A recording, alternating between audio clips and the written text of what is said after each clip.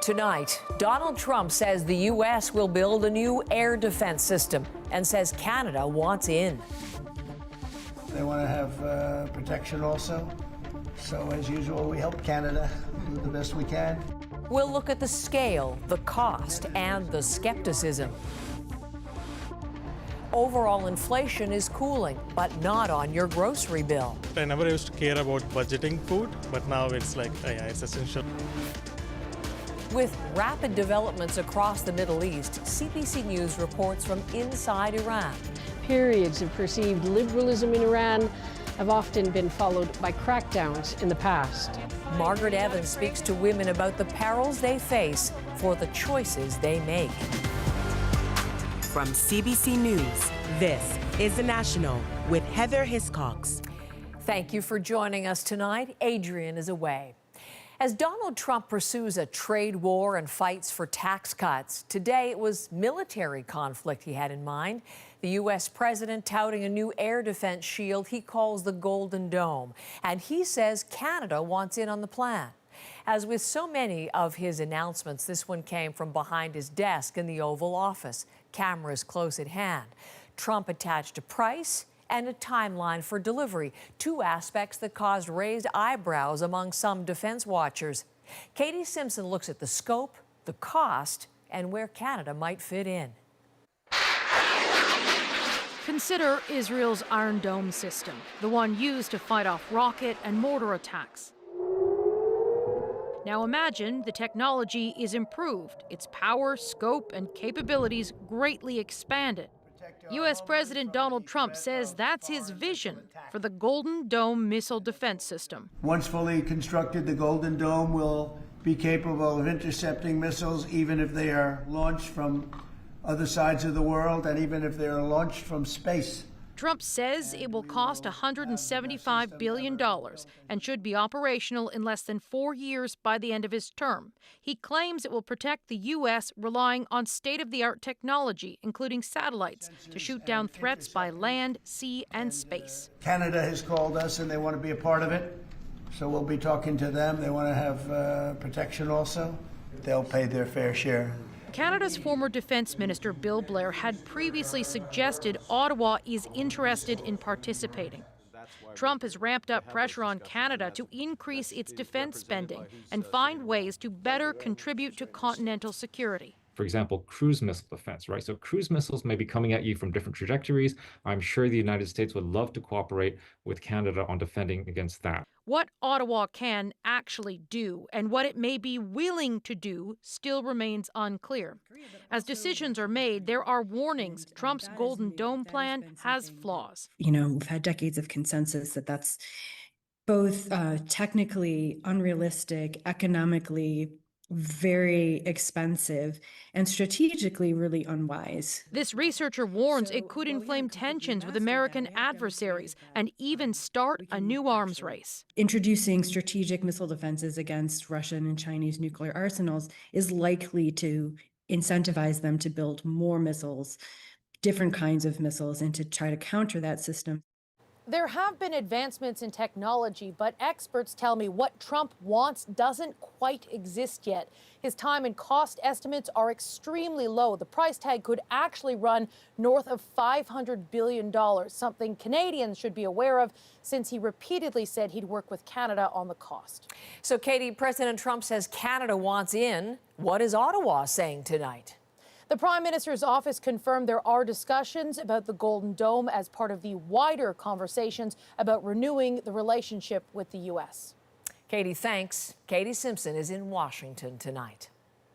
Global economic leaders are descending on Banff, Alberta tonight. They're there for the 3-day G7 finance ministers meeting, taking place as countries around the world weave through the uncertainty of Donald Trump's tariffs. Anis Hidari is in Banff tonight. Anis, is talk of tariffs dominating the meeting? They may not be on the official agenda, Heather, but tariffs are definitely on everyone's mind. And there are American representatives here. The U.S. is a part of the G7. Part of what we've heard American representatives want to talk about are trade imbalances, many of the things that led them to impose those tariffs. In particular, they may want to bring up China as a point of discussion, although China is not a member of the G7. But though tariffs are not on the agenda today, economic stability is. It may be a tense topic of discussion. For me, it's going back to basics, making sure that together we are the voice of the largest economy in the world. And I think to deliver for the citizens that we represent, our mission is really about restoring stability and growth. Tariffs are not the only thing that they're going to be talking about today. Economic stability is not the only thing. They are going to be talking about AI, artificial intelligence, as well as fighting financial crime through the next 3 days, Heather. Anis, Ukraine's finance minister was invited to attend this meeting. What did he say today? So tariffs were not on the agenda and are not on the agenda, but Ukraine certainly is. And a big part of discussion through this summit is going to be how economic growth can be used to rebuild Ukraine. Take a listen. During G7 ministerial meetings, we will be able to discuss all necessary and critical issues which are related to Ukraine reconstruction and rebuilding. Of course, you can't discuss rebuilding Ukraine or the war in Ukraine without discussing Russia, and sanctions on Russia will also likely be a topic of discussion. Heather. Anis, thank you. Anis Hidari from Banff, Alberta. The UK is suspending its trade talks with Israel as pressure mounts on that country to get much more aid into Gaza. Cameron McIntosh tonight shows us the desperation caused by new bombardments and a warning. There is some graphic footage in this report. Footage captured in Gaza by a freelance photographer hired by CBC News shows the aftermath of Israeli airstrikes. We just heard something falling on us, says Dua Al-Zanin. She says this was a school being used as a shelter when bombs hit. My uncle was martyred with his wife, she says, his 2 daughters and 2 teenage sons. Local health authorities say at least 85 people were killed in Gaza, many more, including children, injured. The Israeli military's chief of staff saying Israel is using overwhelming firepower, following through on its warning of an unprecedented attack on Hamas. Israel faces criticism for blocking aid into Gaza for nearly 3 months. The UN says Gaza's population is experiencing acute malnutrition, and some are starving. Israel has now cleared 100 aid trucks to enter, but the UN says a new Israeli military security process is hindering its efforts. None of the aid has been distributed. Almost 1 million children are suffering from extreme catastrophic hunger, so that's very close to famine. I want to put on record today that we're horrified by the escalation from Israel. British Prime Minister Keir Starmer reiterating a joint statement with the leaders of Canada and France, threatening action against Israel if it doesn't stop fighting and end aid restrictions. Prime Minister Mark Carney didn't say what Canada is considering, but this former Canadian ambassador to Israel says the joint statement carries weight. It's sending a pretty clear signal. Canada could stop all weapons sales to Israel. The Senate Committee on Foreign Relations. The U.S. says it wants aid moving too. We were pleased and to see that aid is starting to flow in again. I understand your point that it's not in sufficient amount.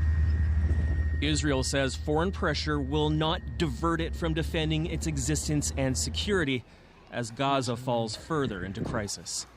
Cameron McIntosh, CBC News, Winnipeg. Quebec's public safety minister has requested the help of Canadian Rangers for the northern community of Puvirnituq as the water crisis there drags into a 3rd month. Access to water has been limited since mid-March when a pipe connecting a pump station to the water treatment plant froze.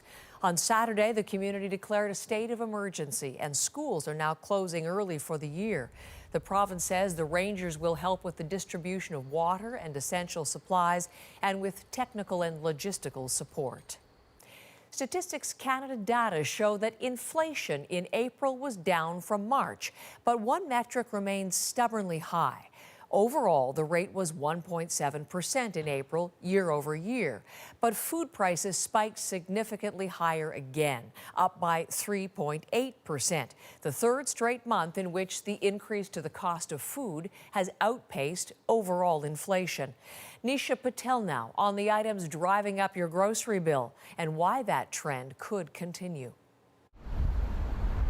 After a substantial drop in the price of gas, driven by the end of the consumer carbon tax and falling oil prices, Overall inflation is trending down, cooling to just 1.7% in April. But while energy costs have dropped, other expenses have spiked.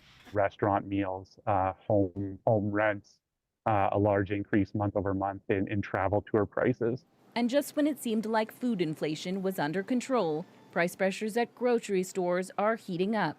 Bread has gone up like way up in prices, like meat, chicken. I never used to care about budgeting food, but now it's like, yeah, it's essential. Or if you see a sale, you kind of stock up and sort of hope that it lasts and is shelf stable. Fresh vegetables cost nearly 4% more. Tea and coffee rose 13%. The price of fresh and frozen beef jumped about 16%. A weaker Canadian dollar in April, could have been part of that. You also did have some tariffs imposed on fresh fruits and vegetables from the United States. For beef prices, the story is slightly different. Droughts in North America have reduced cattle herds, leading to smaller supplies. A fact that's not only increasing prices at the dinner table, but at restaurant tables too. Our cost of goods in general, not just for beef, but for paper products, for oils and everything, they continue to rise. David Neinstein says meat is the main attraction at his Toronto smokehouse. He says his costs have spiked 30% over the past 5 years. Like many other small business owners, he's unable to swallow those rising prices. We've had to transfer that cost over to the consumer. We just can't afford, or we take it off the menu because we can't afford to sell it at a reasonable rate. This inflation data is the latest complication for the Bank of Canada, which already has to consider a recent spike in unemployment, Heather, as well as the ongoing trade war before its next interest rate decision. Which is coming up soon. It's June the 4th. Any early expectations for that? Well, market watchers are betting the odds of a rate cut are much lower now. Now, the Bank of Canada hasn't given much guidance. It says it will take things one meeting at a time as it sees how the trade war plays out. Okay, Nisha, thank you very much. You're welcome. Another Crown witness has taken the stand in the sexual assault trial of 5 former World Junior hockey players. But the Crown is now suggesting his testimony is inconsistent with evidence he gave in the past. Katie Nicholson reports from London, Ontario. Before he became a Golden Knight, Brett Howden was one of the 2018 World Junior hockey players who witnessed sex acts in a London hotel room. His former teammates Michael McLeod, Alex Fermenton, Carter Hart, Dylan Dubé, and Cal Foote are all accused of sexually assaulting a woman known as EM. They've all pleaded not guilty. Howden is the 4th teammate to testify as a Crown witness. But the apparent gaps in his memory so great, the Crown is now making an application under the Evidence Act to cross-examine him on upwards of 15 inconsistencies between his testimony and previous statements. EM and other witnesses previously testified she was naked in the room. Howden was unable to tell the Crown about her state of dress when she first walked out of the bathroom. He replied, "I don't remember." A judge might accept that statement as believable. On the other hand, says this defense lawyer who's not involved in the trial, the judge could find it hard to believe he didn't remember a naked woman walking into the room. If a judge finds that that was a preposterous statement and that he was not telling the truth on that point, a judge could then extrapolate from that and discount other statements that he made under oath. Howden also testified he saw EM perform oral sex on Hart and McLeod, that he saw her take Fermenton into the bathroom, and that he heard Dubé slap her butt. He told the Crown he could not remember how that slap made him feel at the time, even after referring back to a previous transcript. Howden also said he received calls from Dubé asking him to leave him out of his accounts to Hockey Canada investigators. Howden said, "I didn't lie, but I just didn't bring his name up." Like former teammate Tyler Steenbergen, Howden said he got a similar call from Cal Foote, but like so many other things, he couldn't recall the specifics. Katie Nicholson, CBC News, London, Ontario. Preparations are underway tonight for King Charles' visit to Ottawa next week. He's set to deliver the speech from the throne in Parliament. Today, the King honored a century-old Canadian connection. Briar Stewart has that story from London. A royal visit to commemorate the 100th anniversary of the opening of Canada House. The High Commission located in Trafalgar Square in central London. And these two, I think you know. Inside the grand building, King Charles and Queen Camilla were taken across a giant map of Canada, outlining the country's vast territory. The royals are headed to Ottawa next week for a trip to Parliament, where Charles will deliver the speech from the throne. People are really embracing the fact that we're a strong, independent, united nation. Perry Bellegarde thinks Charles's visit will send a powerful message. Canada is a sovereign, independent nation, a strong, independent country, and he's King of Canada. The trip will be Charles's first visit to Canada as king. He had planned to go last year, but that changed after he was diagnosed with cancer. The last time a reigning monarch gave the throne speech in Canada was in 1977. I have always been full of admiration for what Canada is. During Queen Elizabeth II's reign. Charles's invitation comes at a time when Canada is trying to swat away the 51st state taunts coming from the White House. There are some places that are never for sale. But never say never. Never say never. Very keen interest. This royal biographer says Charles's two-day visit will garner a lot of attention, but don't expect the monarch to wade into politics. He's been doing these sort of, been doing global international diplomacy for half a century. So he's got a fairly good idea, I think, of where the boundaries are, what he can say, what he can't say. It's been a great honor. While his visit to Ottawa will be brief, it will be symbolic and serve as a reminder of Canada's place in the Commonwealth. Briar Stewart, CBC News, London. When the King arrives in Canada next Monday, Chief Correspondent Adrian Arsenault will host our live special coverage wherever you get CBC News. She'll also be hosting the National from Ottawa both Monday and Tuesday nights. Actor George Wendt is being remembered tonight as a sitcom regular who knew how to make an entrance. Afternoon, everybody. Norm! How you doing, Norm? What do you know? Not enough. Wendt played the lovable barfly Norm Peterson through all 11 seasons of Cheers and earned 6 Emmy nominations. John Ratzenberger played his on-screen drinking buddy Cliff. And today he praised his co-star as a true craftsman, humble, hilarious, and full of heart. George Wendt was 76. New research tonight suggests a new way to cut wait times for some surgeries. So if this could get Canadians their surgeries faster, why aren't we doing it? The call for surgeons to work differently next. CBC News reports from inside Iran, where we find women refusing to wear the hijab. You know, people go to jail in this country sometimes, or they get fined. Are you not afraid anymore? And as the tornado sirens blared, neighbors run to rescue the 93-year-old next door. I was like, if I panic, she's gonna panic. We're back in 2.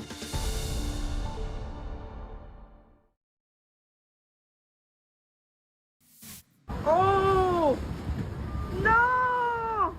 Mexico's Navy chief says the country's tall ship made no distress calls before Saturday's Brooklyn Bridge crash that killed 2 cadets on board. A National Transportation Safety Board investigation is now focused on the ship's engine. A new study provides evidence for an old idea that a centralized wait list for hip and knee replacements would help Canadians get those surgeries much faster. Christine Birak looks at the opportunities and the obstacles. Researchers insist wait times for scheduled surgeries can be sped up. I think Canadians need to understand how much more we could achieve if we just reorganized ourselves. Right now, most patients on surgery wait lists don't go to the next available spot. Instead, referrals land them on one surgeon's wait list, which may be longer or shorter. Using data from over 17,000 procedures in Ontario, researchers simulated wait times in 5 regions. They found a coordinated referral or central line for both the consultation plus surgery can eliminate prolonged wait times for joint replacement surgery. In one region, the total wait for 90% of patients dropped from about a year to around 6 months. So if this could get Canadians their surgeries faster, why aren't we doing it? A lot of surgeons are still skeptical. They're concerned that they'll lose their source of referrals. It's not about forcing it.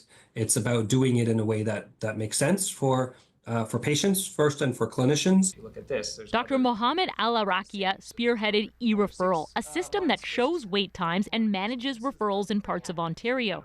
Patients can choose whether to see a preferred doctor, stay in a certain region, or just opt for the shortest wait time. What we've seen is most people want the shortest wait time. But if you want a particular surgeon, you should be able to choose. We don't like, hearing about patients who are suffering. The president of the Canadian Orthopedic Association says surgeons are open to new models. If this is brought into a way when you have surgeon input and you have patient input and there's still some decision making and choice, that's when you'll see a tremendous amount of buy-in. I support any measure that actually reduces wait times. Tina Moffat spent over a year in agonizing pain awaiting hip surgery. She understands change takes time, but says it can't happen fast enough. Christine Burak, CBC News, Binbrook, Ontario. It's down to the finals in the Professional Women's Hockey League. 2 teams, 1 goal. How the league is already hoping to score more fans next season after the break. Plus, Margaret Evans gets rare access inside Iran, where she met defiant women refusing to wear the hijab.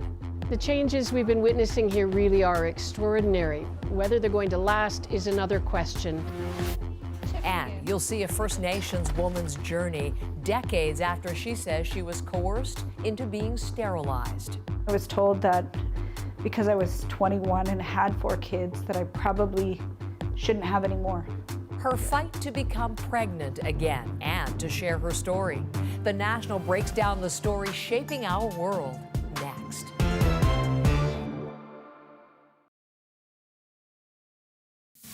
Mahomes rifles it downfield, and it's caught by Kelsey. Some of the biggest names in the National Football League could be showcasing their talents at the 2028 Summer Olympics in Los Angeles. Flag football will be one of 5 new sports, and league owners have approved the participation of 1 player per franchise. The Professional Women's Hockey League final started tonight between the Ottawa Charge and the Minnesota Frost. In just its 2nd season, league attendance is growing and expansion plans are set. Sarah Levitt looks at how that's going to affect next season. 2 teams, 1 goal. As the puck drops in the final series of the Professional Women's Hockey League's 2nd season, the league and its players have built a steady and fervent fan base. Phillips makes the early save. A sophomore season building the case for even more women's hockey. According to the PWHL, the league averaged nearly 7,500 fans per game, up from 5,500 last season. Helping attract those fans was the so-called Takeover Tour, showcasing the league's talents in 9 cities that don't have teams. The quality of our hockey is so high and so much fun, so we want people to have the experience live, not just via social, not just via TV. So important for us to get out to different markets for people to see what we have to offer. The enthusiasm and engagement worked. Next season, 2 expansion teams will join. We got a team! Vancouver and Seattle will bring the league to 8 teams. But expansion comes with sacrifice. Those new teams will get the chance to pick players from existing ones. And some cleaning out their lockers aren't sure if they'll be back, including Montreal's Erin Ambrose. There's a lot of unknowns. There's a lot of anxiety around it. But I also am really excited because it means that our league's doing something good. Still, if she is ultimately scooped up, let's not be the one that cries on media day. I think that one of the challenges is going to be how to not alienate the fans of the existing teams. Fans could be disappointed in losing some of their favorites, but teams for now can protect 3 players from the expansion draft. And it's going to be interesting to see how they thread that needle and see whether they can continue that kind of growth, right? The league thinks it can be done, hoping the growth of their game is just beginning. Sarah Levitt, CBC News, Montreal. Now it's time to break down the news shaping our world. How a First Nations woman fought to have a child after she says she was coerced into being sterilized. I woke up in recovery, shivering, thinking, what did they just do to me?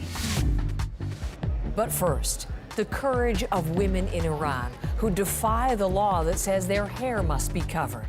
Are you not afraid anymore?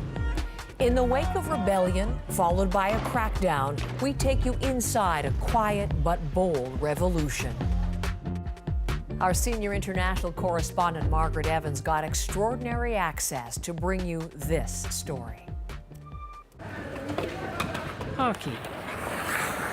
It's not the first thing that springs to mind when you think of Iran, especially when it's a national team made up of women. But it is a reality for those who can afford it, and something people here like to point to when they say Iran is changing, society opening up a bit. We were even allowed in to film the team's dressing room. The players practice here 3 times a week. It's called the Ice Box, and it's the only rink in Tehran. For Hadis Halij, it is a passion. Hockey is our life because when we play hockey, we have a free feeling. And she hopes to set an example. And say to women, we can play hockey, we can do a sport, and we can do all of we want. Role models are important. This is, after all, a country where, until recently, women have been banned from attending sports games at stadiums. And even now, it's rarely allowed. The team's success at international tournaments helps. Some of their games broadcast live on Iranian television, a first for a female team, says Shabnan Arab. We have a really good picture in the people's mind as a hockey team, women's hockey team. After of our championships, all of the pictures were in the billboards of the streets in the town, and that was really good for us. We're sort of heroes. Yeah, we're famous. An even bigger societal change in Iran, though, is happening off the ice and on city streets. A startling number of women daring to defy the religious edicts of Iran's ruling clerics and choosing not to cover their heads, as required here by law since the 1979 Islamic Revolution. Some are even willing to risk talking about it on camera. You know, people go to jail in this country sometimes, or they get fined. Are you not afraid anymore?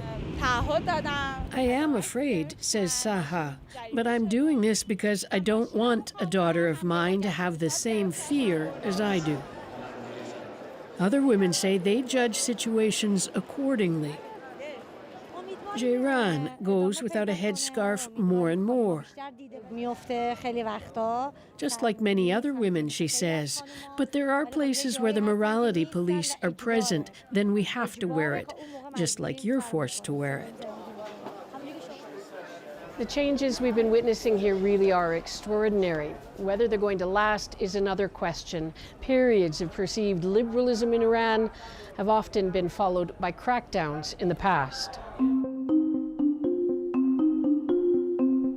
The death of a young woman named Masa Amini 3 years ago in police custody after being arrested for an alleged dress code violation prompted massive protests across the country.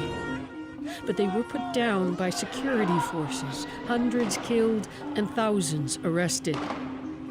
And only last fall, Iran's parliament voted to increase levels of punishment for hijab violations, bigger fines, longer jail sentences. Iran's president, Masoud Pezeshkian, who campaigned pledging to ease restrictions on women, is so far shied away from implementing the new, tougher legislation. That's also put him under pressure from conservative hardliners.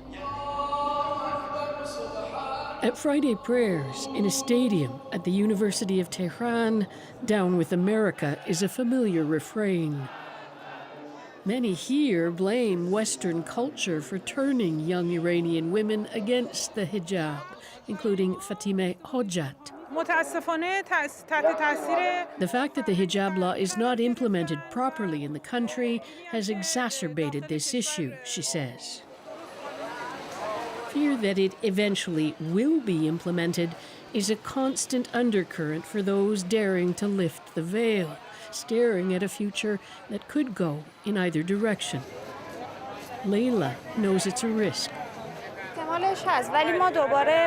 There is a possibility of this, she says, but we're trying again to gain this freedom. If they want to take it away, we will try again to live the way we want to live.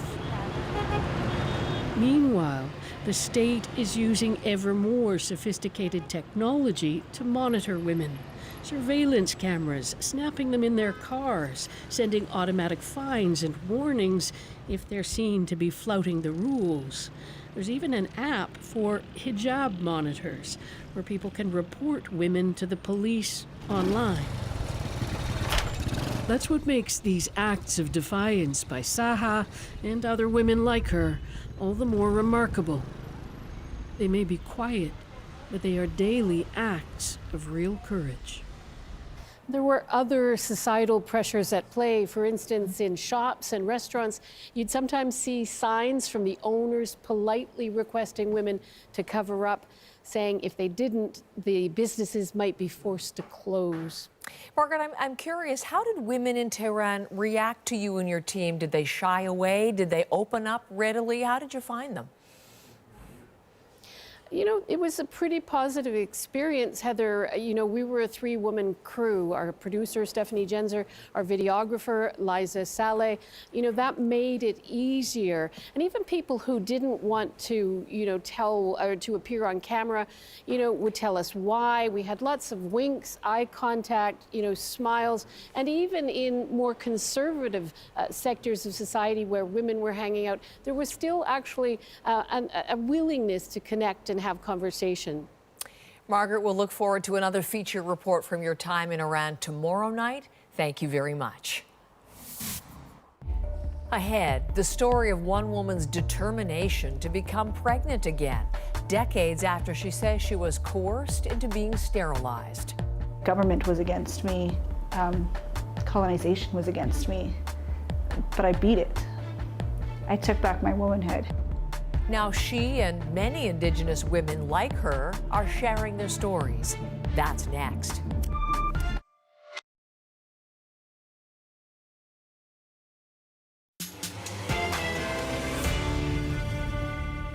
A First Nations woman overcomes what she says was forced sterilization. I thought, I don't know what it is. I don't know what's going on. Katie Bear's new child, a sign of her strength.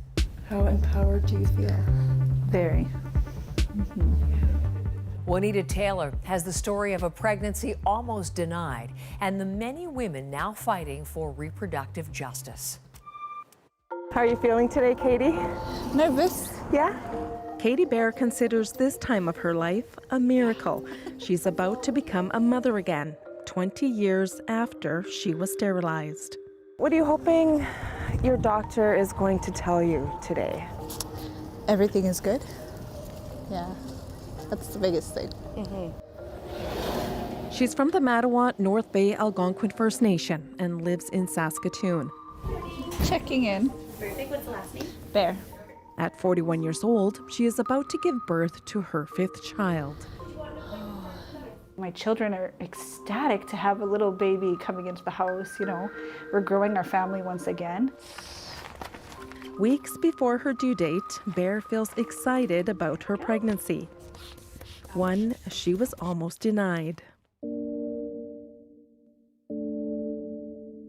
It happened to me when I was so young. I was 21. They told me it was contraception. At 21 years old, Bear was sterilized. She recently got reversal surgery and conceived. The government was against me. Colonization was against me. But I beat it. I took back my womanhood. A day after giving birth to her 4th child, Bear claims she was coerced into getting a tubal ligation at the Royal University Hospital in Saskatoon, a surgical procedure to prevent pregnancy by blocking, clipping, or removing a woman's fallopian tubes, which can be difficult to reverse. I was told that because I was 21 and had 4 kids that I probably shouldn't have any more, that my kids would be taken away by Child and Family Services. So they rolled me in, gave me a consent form, and they said, just sign this. That's all you need to do. Out of fear, Bear signed the consent form. And I looked at the guy and I was crying and I said, I don't want to do this. Like, can I just go back to my room? Can I see my baby? And he looked at me dead in the face and he said, no, you already signed it. It's done. We're going into the operating room. Everybody's waiting for you. I was alone. And I thought, I don't know what it is. I don't know what's going on. I woke up in recovery, shivering, thinking, what did they just do to me?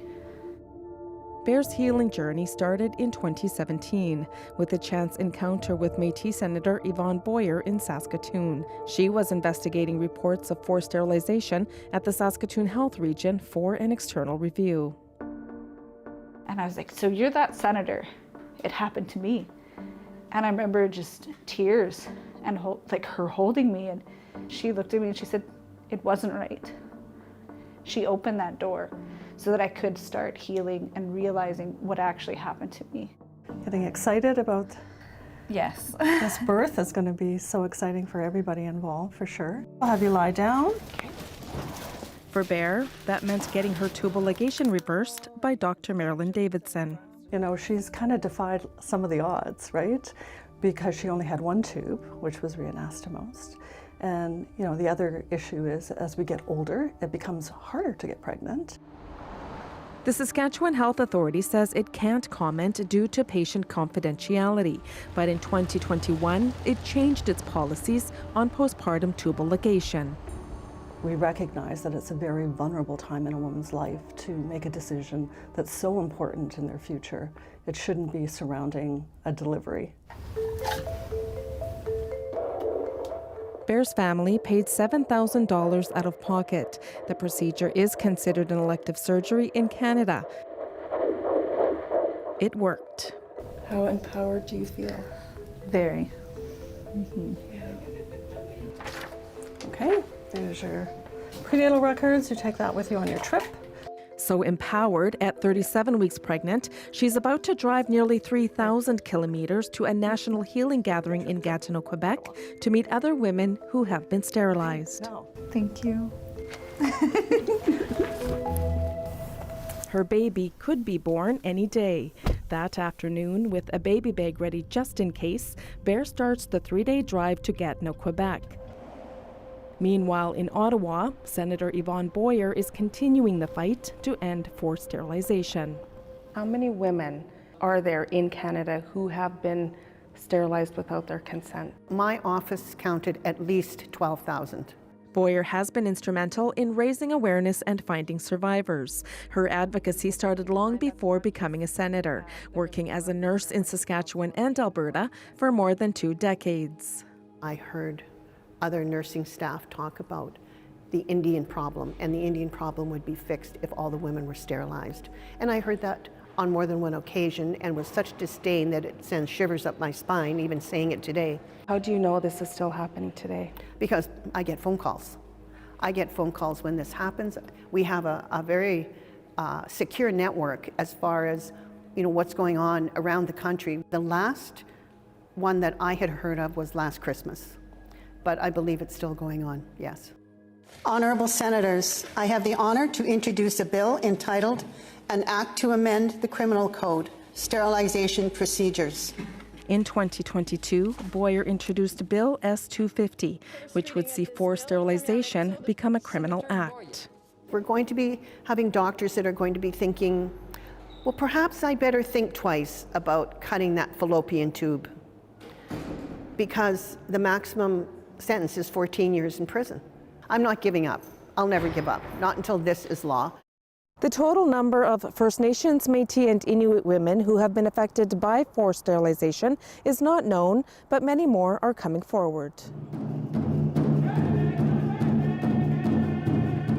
3 days after leaving Saskatoon, Bear arrives in Gatineau, Quebec, to take part in the first national gathering of Indigenous women who, like her, have been forced or coerced into getting sterilized. I was sterilized when I was 21, within 24 hours of having my daughter. Harmony Red Sky is with the Survivors Circle for Reproductive Justice, hosting the conference. She says forced sterilization goes back decades. Our hope here is that we find more survivors and will increase the size of our national registry.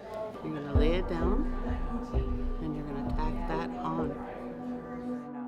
Geneseo Kick says she was given incomplete information about being sterilized in Ontario after her second daughter was born 19 years ago by C-section.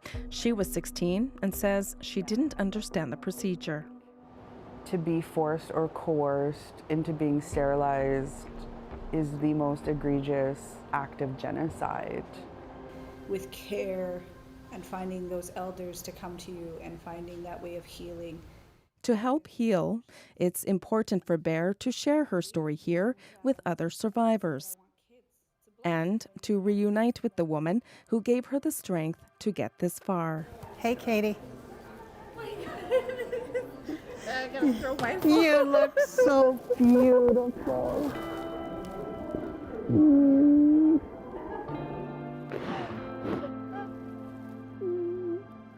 What's it like to be here with all these other women who have been forced or coerced into sterilization? On one side, I'm blessed. I feel so hopeful. And at the end of March, Bear gave birth to a healthy baby girl she named Sage, which she says means good medicine.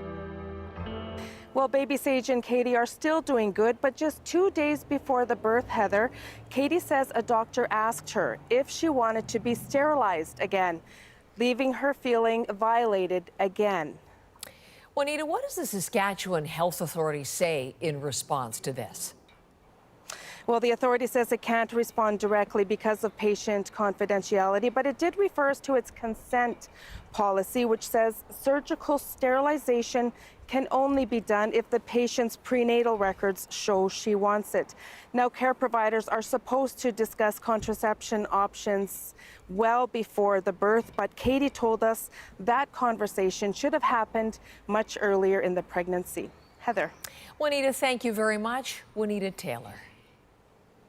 And if you're feeling distressed from your own experience of forced or coerced sterilization, there is a number to call. It's toll-free, 1-877-386-0750 and extension 100. When we come back, she rushed to help her 93-year-old neighbor during a tornado warning. If I panic, she's going to panic. So we're just going to take our time. That moment of bravery in tonight's Moment.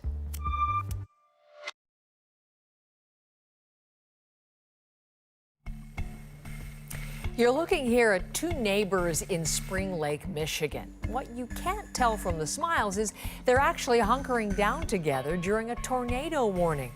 When that warning went out, Riley wasted no time and raced to check on her 93-year-old neighbor, Mary. What happened next is our moment. It was one of those things where I was like, if I panic, she's gonna panic. So we're just gonna take our time. We're just hanging out, nothing, watching it start thundering and lightning a little bit. And then the alert went off and it said that we were under a tornado warning.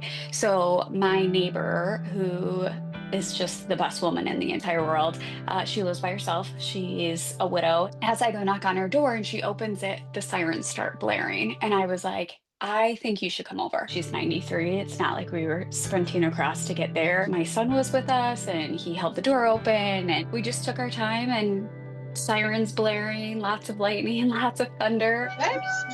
She's like my bestie. So we do everything together, and I didn't even really think twice. I was like, we're going to get her and we're bringing her home. Talk about a full circle moment. Riley and Mary actually met 5 years ago during a previous storm. And Riley says they've joked about getting walkie-talkies so she can be there at Mary's place at a moment's notice the next time there's an emergency. Thank you for being with us tonight. I'm Heather Hiscox. I'll see you soon for CBC Morning Live.